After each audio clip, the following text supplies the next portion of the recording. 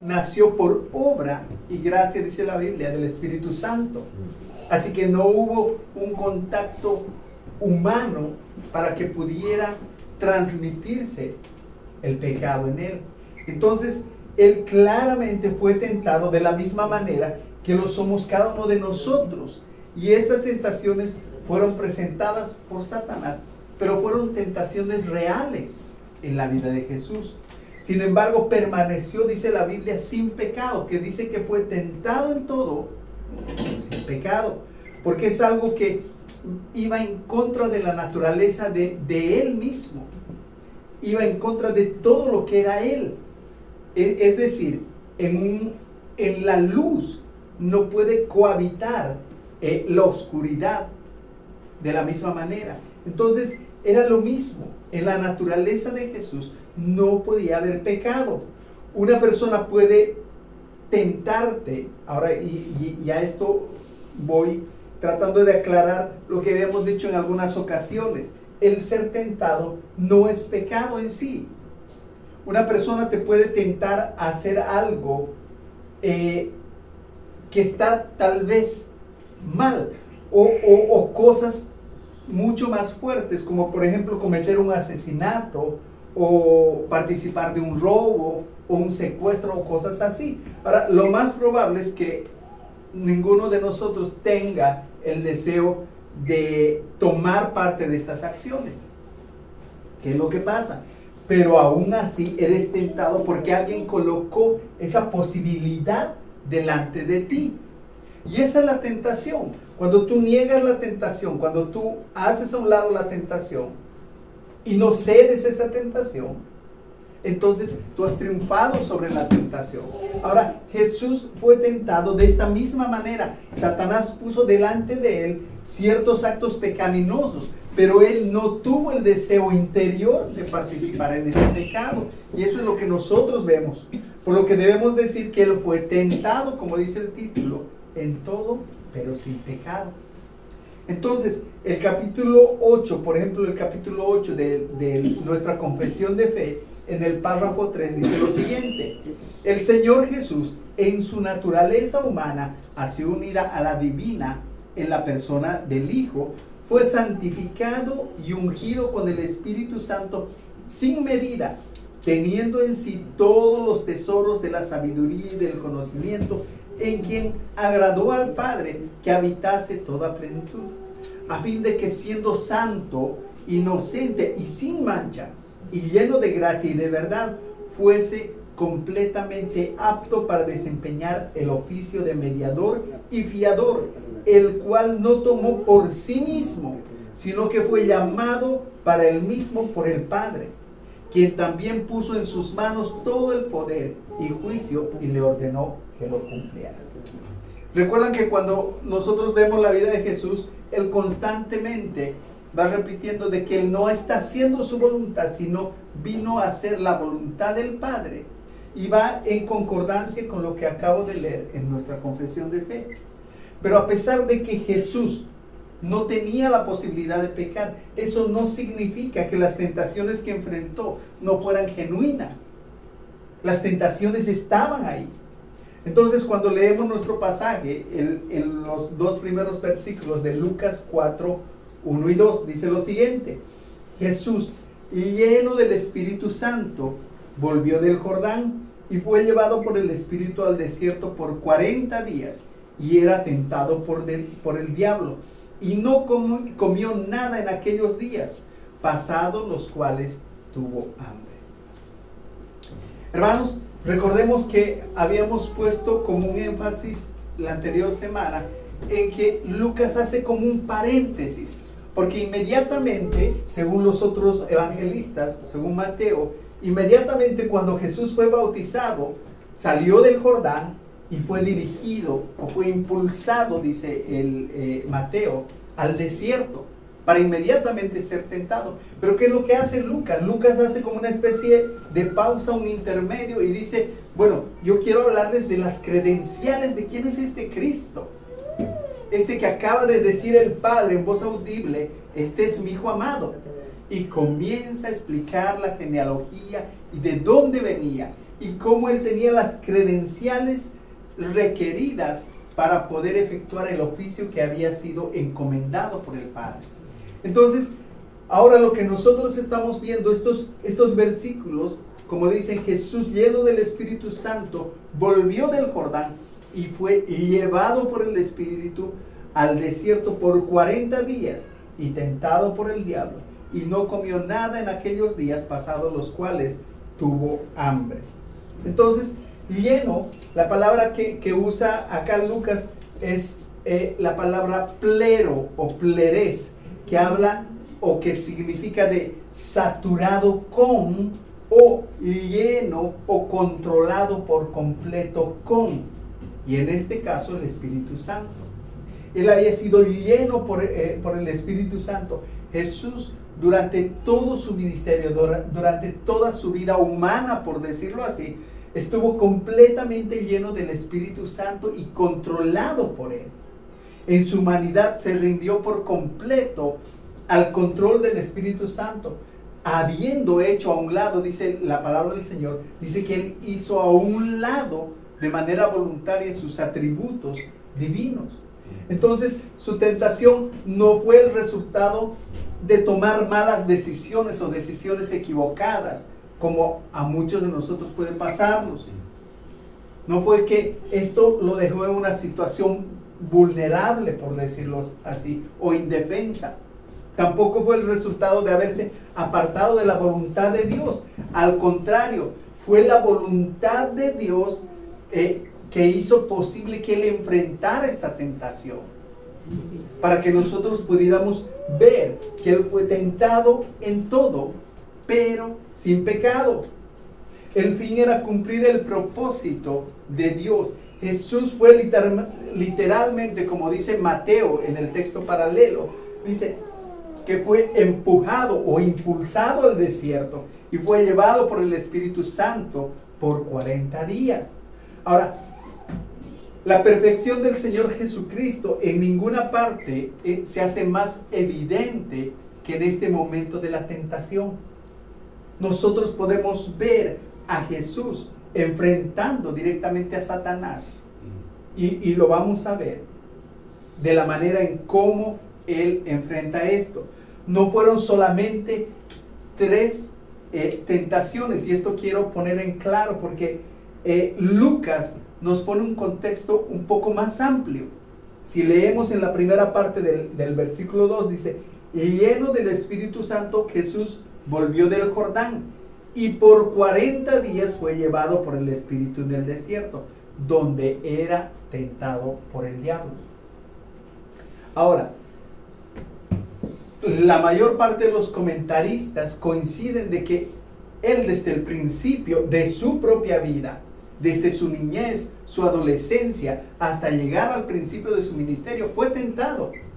Pasó las mismas tentaciones que nosotros. Y tengo que reiterar, sin pecado. Ahora, en estos 40 días que él pasó en el desierto, se intensificaron las tentaciones, los ataques del enemigo a Jesús. Y en este pasaje que nosotros vamos a ver, solo vamos a ver las 3 que de alguna manera resumen las tentaciones en todo lo que nosotros podemos ver. El desierto de Judea, dice que fue llevado al desierto. Y yo estuve leyendo, dice que el desierto de Judea es uno de los desiertos más inhóspitos. Desiertos donde apenas hay algo de vegetación, hay mucha piedra, mucha cosa, hay muchos animales venenosos. O sea, eso era un lugar, era una región estéril y desolada, la más desolada de Israel. Ahora, sumado a esto, Satanás había tentado a Jesús a lo largo de su vida, como dijimos, e intensamente durante los últimos 40 días. Al sentir que su estado físico era débil, aprovechó esta parte vulnerable para presentarse delante de él. Ahora, hermanos, recordemos que la caída del hombre, y esto quiero poner en una balanza para que nosotros podamos ver esto. La caída del hombre o del primer Adán como representante de la humanidad cedió a la tentación del diablo y así comenzó el pecado. Del mismo modo, ahora cuando el ministerio público de Jesús iba a empezar, él debería ser tentado.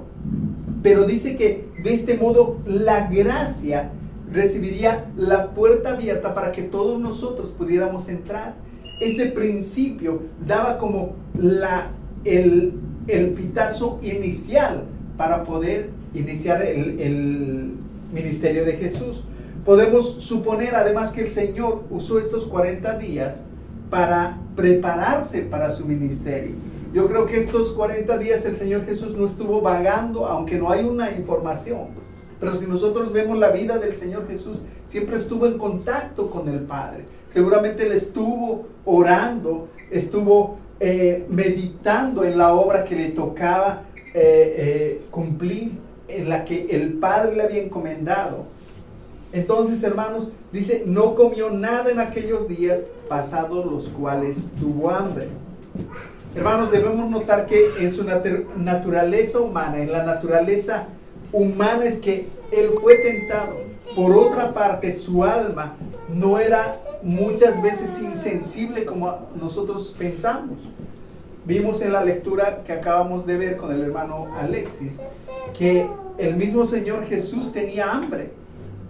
Él tenía hambre. Él cuando se acerca, por ejemplo, a la samaritana, le dice, ¿me puedes dar agua? Tengo sed. Tenía sed. Él se cansaba, dice que se apartaba a veces de la orilla y se quedaba dormido. ¿Se acuerdan cuando esa tremenda tempestad dice que venía? El sueño debió ser tan profundo por el cansancio que ni siquiera la tempestad podía despertarlo. Entonces nosotros vemos esa humanidad de Jesús. Aparte nosotros vemos la sensibilidad. Vemos al Señor Jesús que dice que tenía compasión de la gente, de la multitud que Él podía ver. Entonces vemos, hermanos, que Él tenía sufrimiento. ¿Se acuerdan cuando el mismo Señor Jesús decía, Padre, si es posible, pasa de mí esta copa? Pero antes de eso, nosotros podemos leer en Lucas 12:50, dice lo siguiente, son palabras del Señor Jesús. Tengo un bautismo con el cual he de ser bautizado. Y acá se estaba refiriendo a la muerte. Dice, y cuán abrumado por la angustia estoy hasta que se cumpla. Hermanos, en la humanidad del Señor Jesús estaba en momentos de angustia porque sabía lo que iba a pasar. Ahora, hermanos, yo escuché decir a muchos, decir que hay gente que ha sufrido mucho más que Jesús. Realmente cuando vemos las escrituras no lo creo, hermanos. ¿Por qué? Porque Jesús dice que sobre Jesús el Padre cargó todo el peso del pecado del mundo, de los pecados anteriores, de los pecados de ese momento y de los pecados futuros. Así que, hermanos, Jesús fue capaz de expresar cariño, de expresar compasión, de expresar piedad, pero a su vez también tuvo momentos de aflicción. Por lo tanto, en realidad no debe sorprendernos el hecho de que tras 40 días de ayuno Él tuviera hambre. 40 días se dicen fáciles, pero es un mes, casi un mes y medio. Entonces, la propuesta de convertir, vamos a ver esto, piedras en pan, como una tentación, fue real para Él. Imagínense, estar con un hambre extrema y ver la posibilidad de poder transformar unas piedras en pan y poderlas comer y saciarse. Era una buena posibilidad. El versículo 3 dice, entonces, el diablo le dijo, si eres hijo de Dios, di a esta piedra que se convierta en pan. Jesús respondiendo le dijo, escrito está, no solo de pan vivirá el hombre, sino de toda palabra que sale de la boca de Dios. Hermanos, naturalmente el diablo, como veíamos, escogió el momento oportuno, el momento clave para presentarse delante de Jesús. El momento donde él podía estar más vulnerable. Si leemos con atención, Satanás lanza estas palabras en un tono, por decirlo así, burlesco. Como que O sea, tú eres el Hijo de Dios. Yo acabo de escuchar, cuando tú salías del Jordán, escuchar una voz audible que decía que tú eres el Hijo de Dios. ¿Y cómo es posible que tú estés en esta situación? Si tú eres el Hijo de Dios, puesto que esto fue lo que el Padre te dijo en tu bautismo, y creo que tú lo crees, haz uso de tu dignidad como Hijo de Dios y convierte esta piedra en pan. No te tortures más. Hijo de Dios con hambre. Hermanos, y este era el tono que Satanás está usando en esta tentación. Era, por supuesto, un intento de hacer caer a este segundo Adán en el mismo error que había cometido el primer Adán. En ambos casos, la relación fue el consumo de alimentos, aunque, hermanos, la sugerencia del diablo no estaba apuntada a que él pudiera comer, precisamente. En realidad, hermanos, si nosotros pensamos el que el Señor Jesús haya convertido esa piedra, porque Lucas dice esa piedra, no dice esas piedras, esa piedra en pan, no era un pecado en realidad. Comer un pan cuando tienes hambre, eso no es pecado. Pero había algo implícito. Había implícito algo que iba más allá de comer, de saciar su hambre. El pecado de Adán y Eva tampoco fue comer el fruto del árbol, sino fuimos enfáticos en decir que fue la desobediencia. De esa misma manera, el objetivo de Satanás era mucho más sutil con el Señor Jesús. Él era consciente de que en la encarnación Jesús había hecho voluntariamente a un lado el uso independiente de su poder divino. Ahora el diablo estaba intentando, igual que hizo con Eva, hacer que Jesús desconfiara del amor de Dios y de la provisión de Dios para él. Lejos de que el propósito sea de que él coma pan, estaba apuntando a esa desconfianza que muchas veces nosotros tenemos de las cosas de Dios. Satanás insinuó que Dios era indiferente y que no le interesaban las súplicas de Jesús, no le interesaba el sufrimiento que estaba pasando después de 40 días. Además, aquí notamos una gran diferencia entre Adán y la tentación de Jesús. Ambos fueron tentados por Satanás, pero la diferencia en la gravedad de la prueba se encuentra en un contraste entre los dos. Primero, en ninguna parte de Génesis, cuando leemos Génesis, leemos que Adán en el Antiguo Testamento haya estado sin alimento por algún tiempo. Él no estaba ayunando nunca. Por el contrario, Jesús había estado ayunando, dice, 40 días y tenía mucha hambre. Ahora, cuando el padre de la raza humana, Adán, hubiera tenido hambre, ¿qué tenía que hacer?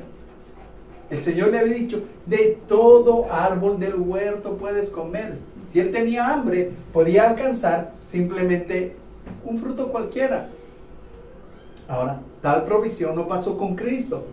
Ahora, al ser tentado, Adán tenía, por así decirlo, todo a su favor, puesto en el paraíso.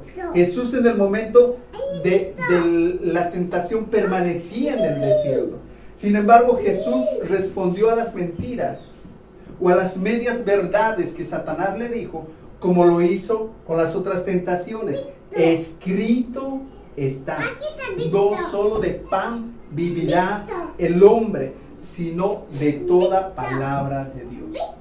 Esa fue la respuesta del Señor Jesús. El comentarista Matthew Henry dice de la siguiente manera: las escrituras del Antiguo Testamento, según Jesús mismo las interpretaba, eran para él el criterio de verdad final para la vida y la doctrina, el tribunal último al que se puede apelar mediante la razón. Ahora, hermanos, el Señor Jesús tomó una cita que viene de Deuteronomio 8 en adelante. Ahora, ahí se describe, Moisés describe, recordando a los israelitas, los tiernos cuidados que Dios había tenido durante 40 años. con el pueblo de Israel, a pesar de su desobediencia. Dios los había cuidado y les había dicho que su zapato no se había gastado, que Dios les había provisto de algo que ellos no conocían, que era el maná. Entonces, ¿qué es lo que el Señor estaba mostrando? Él quería enseñarles que no solo de pan viviría el hombre, más ellos vivirían de todo lo que saliera de la boca de Jehová. Así dice el versículo. Lo que sustenta la vida de una persona no es el alimento. Lo que sustenta la vida de una persona, de un hijo de Dios, es toda la provisión que Dios tiene para nosotros. Por tanto, lo que Jesús quiere decir, si podemos parafrasear esto, es lo siguiente: Satanás, estás pretendiendo hacer esto sobre una falsa premisa de que el pan es absolutamente necesario. Pero yo te puedo asegurar de que la palabra de mi Padre es suficiente para que yo me sacie. La única fuente indispensable para la vida, para el bienestar, para la felicidad del hombre y del mío, es la palabra de mi Padre. Eso es lo que estaba diciendo el Señor Jesús. Esta respuesta al consejo de Satanás por parte de Jesús fue la expresión de confianza absoluta en el cuidado del Padre. Fue la confianza absoluta en que Dios iba a proveer a pesar de las circunstancias. Perdón, hermanos, voy a abrir la ventana.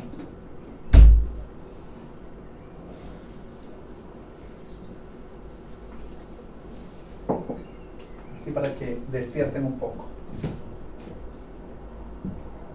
Y el apóstol Pablo lo expresa de esta manera. En Filipenses 4:19 dice: mi Dios pues suplirá todo lo que os falta conforme a sus riquezas en gloria en Cristo Jesús. Hermanos, Jesús se negó a actuar por iniciativa propia, en total confianza y amor del Padre, y en ese cuidado del Espíritu Santo, eligiendo mantenerse en sumisión a la voluntad de Dios.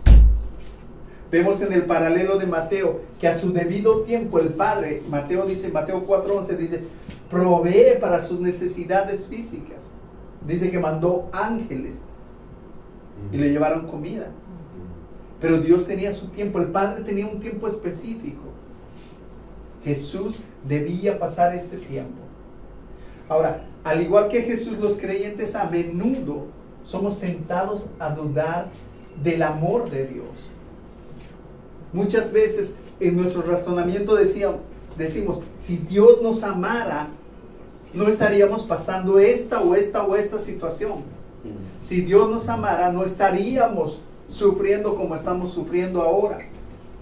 Y a veces nuestra frustración es mucho más cuando vemos afuera, vemos personas impías que van progresando por la vida, que no tienen ningún tipo de consecuencia, y decimos, ¿pero por qué? O sea, esto es el amor de Dios. Entre más quiero acercarme a Dios, parece que peor me va. Y ese es el criterio que muchas veces manejamos. Miren, el Salmo 73 nos recuerda esto. Salmo 73 dice, porque tuve envidia de los arrogantes, viendo la prosperidad de los impíos, porque no tienen congojas por su muerte, pues su vigor está entero, no pasan trabajos como los otros mortales, ni son azotados como los demás hombres. Por tanto, la soberbia los corona, se cubren de vestido de violencia, los ojos se les saltan de gordura, logran con creces los antojos de su corazón, se mofan y hablan con maldad de hacer violencia, hablan con altanería, ponen su boca contra el cielo y su lengua pasea la tierra. Por eso Dios hará volver a su pueblo aquí, y aguas en abundancia serán extraídas para ellos. Y dicen, ¿cómo sabe Dios? ¿Y hay conocimiento en el Altísimo? He aquí, estos impíos, sin ser turbados del mundo, alcanzaron riquezas. Verdaderamente en vano he limpiado mi corazón y he lavado mis manos en inocencia. Ahora, hermanos, esta es una queja. Si nosotros leemos esto, es una queja acerca de el peligro de mirar afuera. Pero esto no se queda ahí. Cuando vamos más adelante, Dice, todo esto lo veía hasta que entrando en la presencia del Señor, me di cuenta cuál sería el final de los impíos. Hermanos, nosotros podemos ver el progreso de la gente. Podemos sentirnos abrumados y abandonados de Dios por algún momento. ¿Por qué? Porque vemos a la gente que progresa, que trabaja duro y tiene casas, tiene autos, viajan. Pero nosotros que trabajamos honradamente, trabajamos nuestras 8 horas porque tenemos que darles el tiempo a nuestros hijos. No pasa lo mismo. No podemos viajar, no podemos darnos los gustos que se dan otros.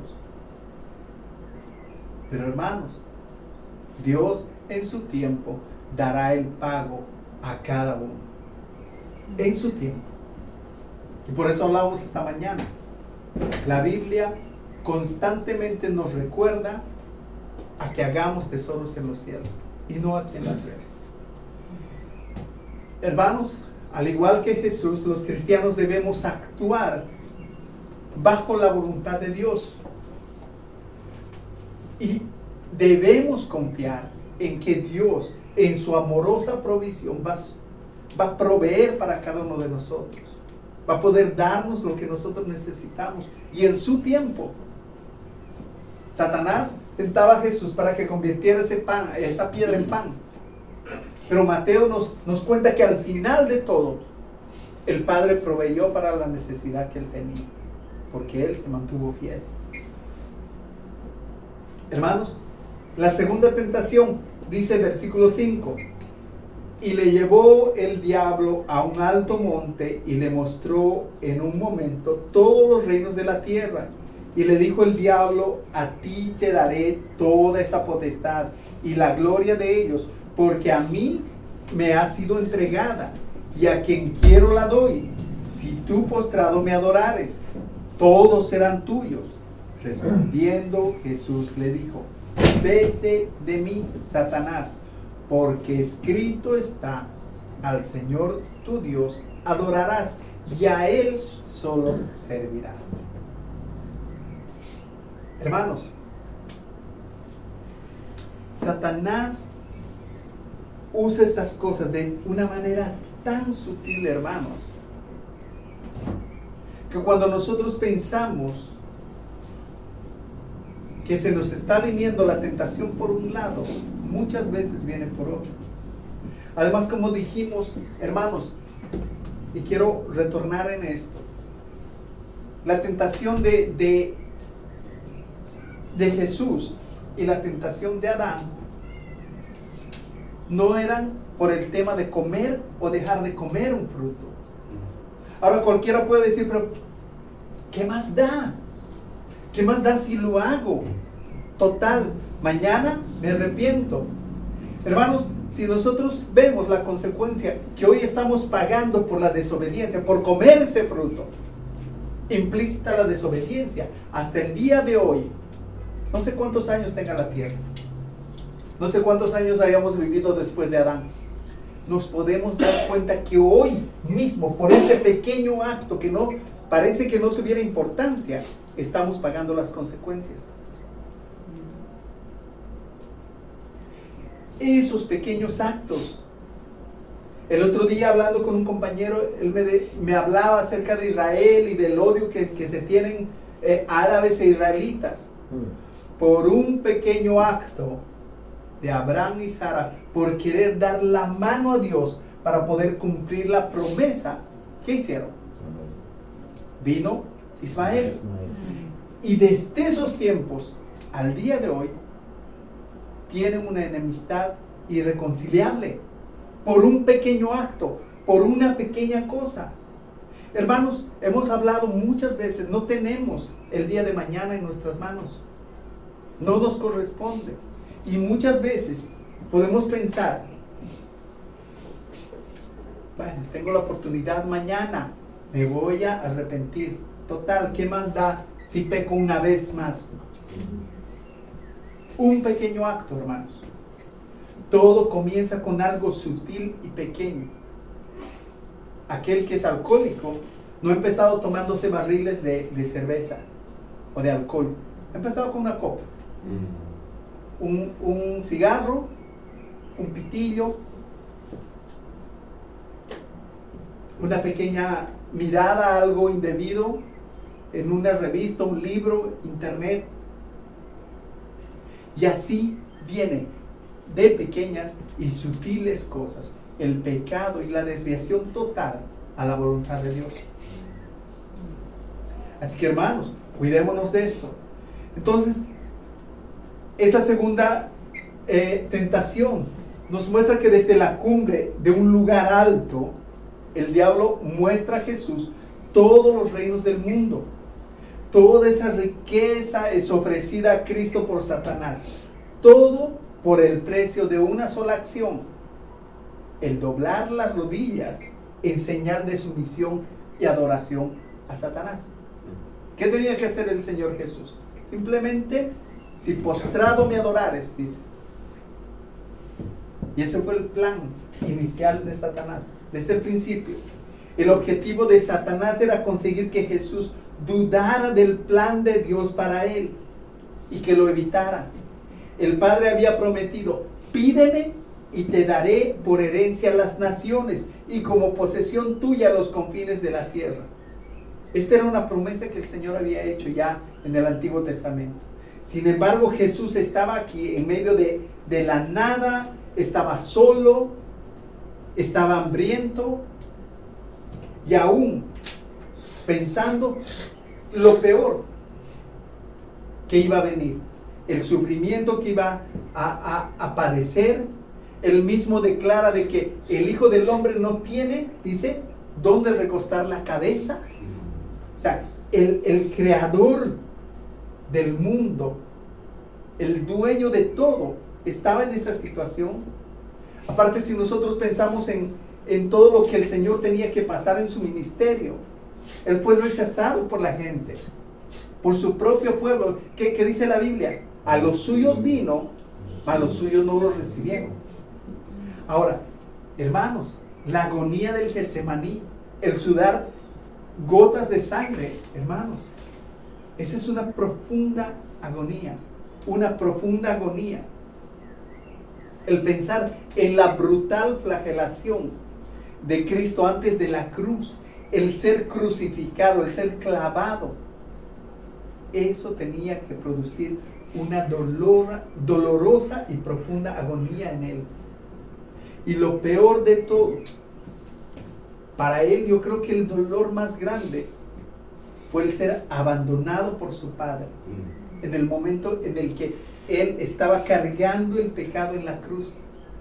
¿Recuerdan las palabras del Señor Jesús? Dios mío, ¿por qué me has abandonado? Por primera vez esa relación se había roto. Y creo que ese fue el momento más doloroso para Cristo. Ahora, la propuesta de Satanás le habría permitido a Jesús evitar todo este sufrimiento. Le habría dado la posibilidad de tomar, por decirlo así, inmediatamente lo que legítimamente le pertenecía a él. Ahora, una vez más, el diablo usó una verdad parcial o una media verdad para lanzar el anzuelo de la tentación. Y ese ha sido el propósito y el método que ha usado Satanás siempre. No obstante, eso no significa literalmente que sea el propietario. Si nosotros pensamos, nosotros leemos en la palabra de Dios de que Él es el príncipe de este mundo, de esta potestad del mundo, dice. Pero es Dios quien determina los tiempos de la existencia de las naciones. Él es quien mueve los hilos de toda la humanidad. Y ni siquiera, o sea, pensándolo así, ni siquiera Satanás está por encima de Dios. Entonces, hermanos, Satanás fue un mentiroso al pretender ofrecer algo que no se le había dado, que no le pertenecía. Tampoco habría rendido a Jesús la autoridad sobre las naciones, aunque él las tuviera. La condición de Satanás, la condición que impuso para ofrecer todo lo que él estaba ofreciendo, lo hizo con un descaro tal que ofreció algo que no era de él. Entonces el diablo todavía desea ser adorado. Isaías nos muestra de que él deseaba, en su hermosura deseaba ser igual a Dios, deseaba ser adorado. Y eso nos muestra las Escrituras. Y aunque, como dijimos, es verdad que las Escrituras llaman a Satanás el Dios o príncipe de este mundo, solo prueba que Satanás puede ejercer cierta influencia en la vida de aquellas personas que le reconocen como su Señor, pero no tiene ningún tipo de poder ni potestad en la vida de cada creyente, en cada uno de nosotros que reconocemos a Cristo como nuestro Señor y Salvador. Entonces, hermanos, los cristianos debemos tener cuidado con la tentación de perder la fe en el plan de Dios, en particular cuando soportamos, como dijimos, circunstancias difíciles. No hay atajos. La manera de Dios siempre es la manera mejor. La vida cristiana, muchas veces hemos dicho, no es fácil, hermanos, y no es para todos. Es por eso que muchos tal vez el día de hoy no están acá, porque es más fácil saltar esto, porque hay cosas mucho más divertidas afuera, porque vemos esa inclinación en nuestros propios hijos. Cuando les decimos, vamos a ir a una grila, o vamos a ir a Gronalundo, vamos a ir a hacer algo divertido, nuestros hijos ni duermen, ¿sí o no? ¿Qué pasa cuando decimos, vamos a ir a la iglesia? ¿Pero por qué? ¿Pero por qué la prédica tiene que ser tan larga? Qué aburrido. Hermanos, es así. Por tanto, los creyentes deben esperar con paciencia que Dios actúe a favor de ellos, y también deben negarse a la tentación de tomar los asuntos en sus propias manos. Hermanos, muchas veces nosotros oramos y decimos, Señor, hágase tu voluntad, pero que tu voluntad sea como yo quiero que se haga. ¿Por qué? Porque decimos esto con nuestra boca, pero estamos ya poniendo manos a la obra para que las cosas salgan como las hemos planeado. Jesús se negó a salirse del plan de Dios. No habría ningún trato con el diablo, porque él estaba consciente que la gloria de Dios era lo más importante para él. Continuamos. Dice, y le llevó a Jerusalén y le puso sobre el pináculo del templo y le dijo, si eres el Hijo de Dios, échate de aquí abajo, porque escrito está, a sus ángeles mandará acerca de ti, para que te guarden, y en sus manos te sostendrán, para que no tropieces con tu pie en piedra. Respondiendo Jesús le dijo, escrito está, no tentarás al Señor tu Dios. Acá dice, dicho está, no tentarás al Señor tu Dios. Los dos primeros intentos, estos dos intentos que acabamos de ver, de Satanás, por inducir a Jesús a pecar, habían fallado. Y como último recurso, como último esfuerzo, hizo eso. Pero si notamos en este pasaje, Satanás mismo citó las Escrituras. Si se dan cuenta, la diferencia es que citó las Escrituras. Se vio bien cristiano Satanás. Incluso introdujo la misma cita que el Señor Jesús había tomado al principio. Escrito está. Eso le dijo. Porque escrito está, a sus ángeles mandará acerca de ti, que te guarden, y en sus manos te sostendrán, para que tu pie no tropiece en piedra. Eso es lo que dijo. O sea que Satanás sí sabía las Escrituras. Hermanos, ya que Jesús no se había desviado de la obediencia al Padre, no había dudado del plan de Dios y del amor de Dios, Satanás le ofreció la oportunidad de permitir que Dios cumpliera su palabra. Satanás le dijo, bueno, entonces que tu papá nos muestre, o sea, cómo cumple su palabra. El diablo esperaba uno de estos dos aspectos. El primero, si Jesús se lanzaba del pináculo y resultaba muerto, él no moriría en la cruz del Calvario. El plan se hubiese acabado. Y todo lo que se dijo en el Antiguo Testamento hubiese quedado ahí. La segunda opción era obligar al Padre a que de manera milagrosa el Señor Jesús se salvara. Y realmente los ángeles lo levantaran y cuidaran que su pie no tropezara.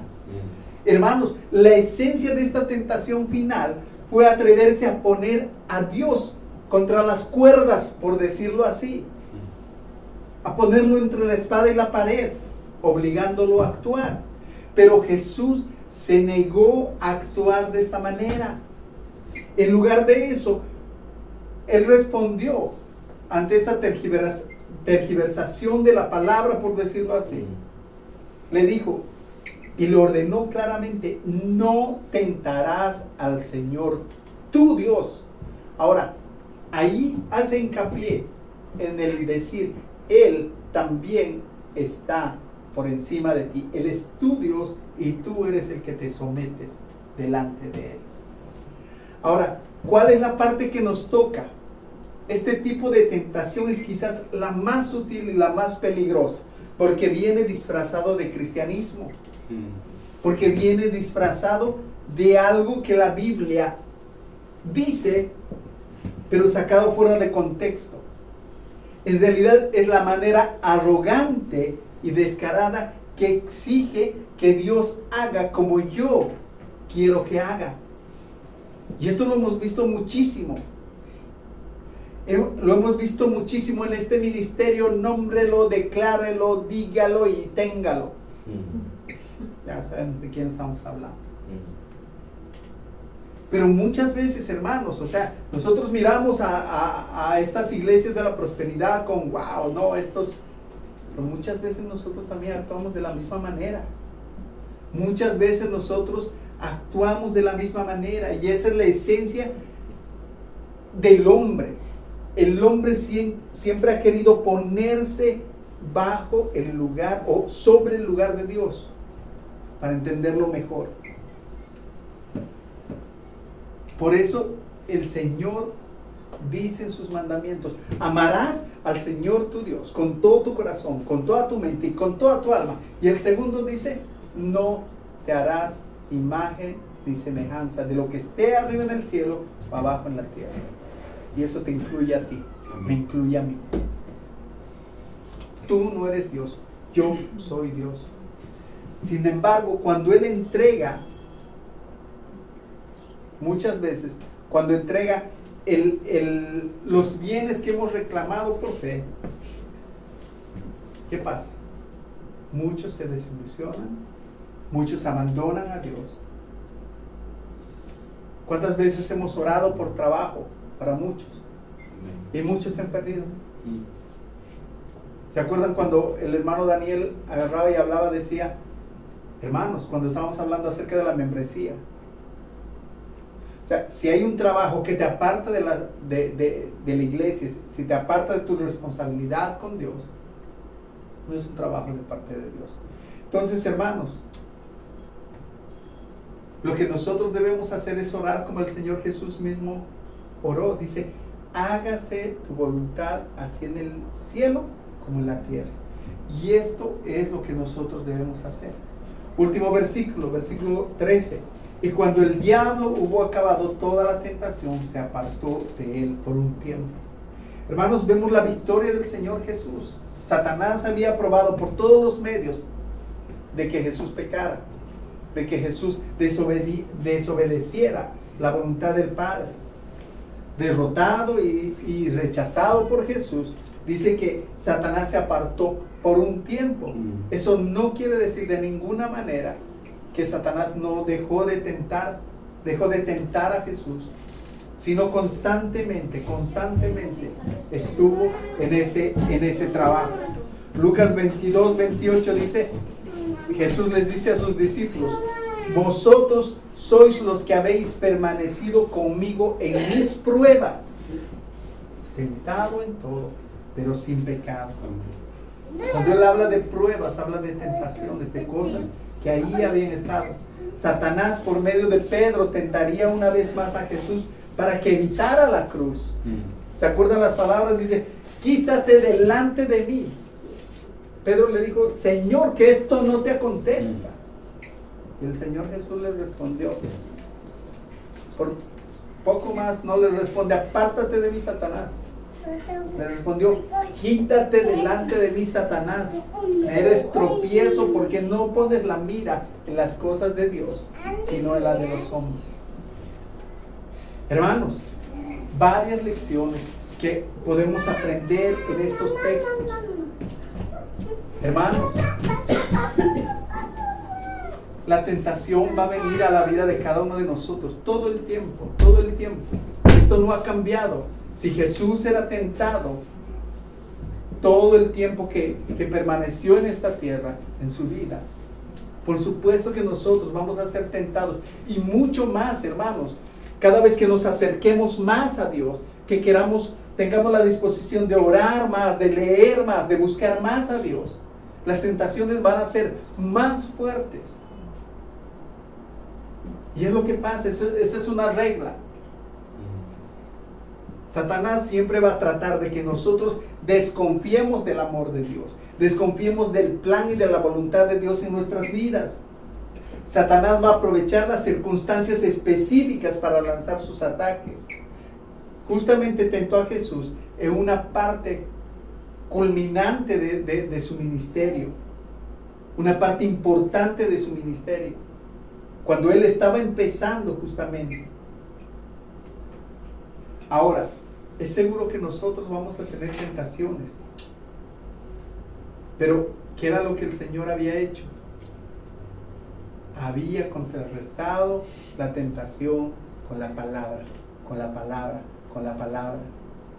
Hermanos, ¿cómo podremos contrarrestar la tentación en nuestras vidas si no conocemos de la palabra? Si la palabra de Dios no es parte de nuestro diario vivir. Cuando nosotros vemos la armadura de Dios, cuando vemos, habla acerca de la espada de la palabra, el escudo de la fe. Y nosotros podemos ver que la palabra de Dios es usada en este tiempo en el que Jesús estaba siendo tentado como algo eficaz para que Satanás tuviera que apartarse. La Biblia nos insta a nosotros como creyentes, dice que resistamos al diablo y él huirá de nosotros. Pero eso no quiere decir que él huirá y nunca más volverá, sino vamos a estar constantemente. Pero podemos confiar en Dios, que él ha sostenido a su propio Hijo y lo va a hacer con nosotros. Hermanos, cada uno de nosotros debe estar consciente de que tenemos una responsabilidad en nuestras propias vidas. La semana pasada, en lo que veíamos con el hermano Daniel, le decía cómo hay un misterio en el poder juntar la soberanía de Dios y la responsabilidad humana. Una no va peleada con la otra. Nosotros tenemos la responsabilidad de buscar a Dios constantemente, de que nuestras vidas estén enfocadas en buscar a Dios, en buscar la voluntad de Dios para mi vida de manera específica, de alabar a Dios, de glorificar a Dios con todo lo que yo hago. Y esa es la responsabilidad que cada uno de nosotros tenemos. La Biblia nos habla acerca de cosas que hoy podemos hacer. Dios nos pide cosas para nosotros mismos, nuestro propio beneficio, el asistir a la iglesia, el participar de los sacramentos como el bautismo y la Santa Cena, el vivir una vida que beneficia a otros para dar la gloria a Dios. Es la manera en la que nosotros podemos vivir. Y si nosotros nos damos cuenta en todo lo que hemos visto, el Espíritu Santo siempre ha estado involucrado, aún en estas tentaciones del Señor Jesús. Dice, lleno del Espíritu Santo, fue llevado al desierto. Busquemos que el Espíritu Santo llene nuestras vidas. Jesús triunfó, no dejó ni por un momento la senda de la confianza y la obediencia a su Padre. Y que esto sea algo para cada uno de nosotros, que nosotros podamos buscar la voluntad de Dios todo el tiempo. Hay una lección para nosotros, es confiar y obedecer. Confiar en todas las promesas que nosotros encontramos en su palabra y obedecer a esas promesas. No simplemente son proverbios que nosotros los podemos repetir para aconsejar a otras personas, sino las debemos aplicar en nuestras propias vidas. Los versículos que el Señor Jesús, los pasajes que el Señor Jesús citó, eran pasajes exactamente para la situación que él estaba viviendo en su momento. La palabra del Señor dice que es útil para enseñar, para redarguir, para instruir en justicia. Así que, hermanos, busquemos al Señor, que si vienen las tentaciones podamos estar firmes y no zozobrar. Hay un versículo que siempre me viene a la cabeza.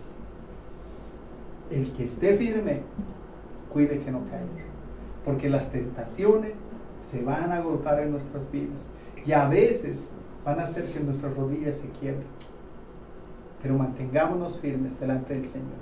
Amén. Hermanos, vamos a ponernos de pie y vamos a orar.